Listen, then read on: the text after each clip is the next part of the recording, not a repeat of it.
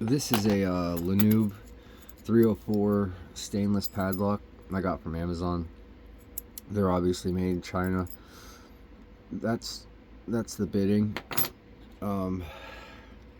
So first off, you know, this thing can be raked. I'm just going to use the Cobra Instruments 20,000th wave rake, the pretty flat one.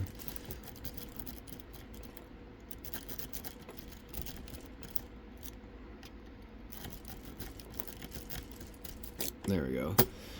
So it can be raked open.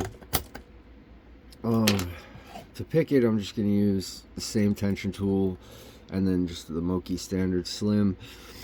When you're picking this thing, the pins kind of act like tapered pins sometimes. You gotta bump them once or twice to get them set. And I don't know if it's the tolerances on the lock or if the pins are actually tapered. But going in, there's nothing on 1, 2, 3. Alright. So I think that's 5. 4, 5, 4. Here I'm getting, I don't know if you can hear it or not, but I'm getting, you know, just a couple little clicks out of each one. And then I hit 2 and then 1 and it opened. But that is the lanube 304 stainless steel padlock from Amazon.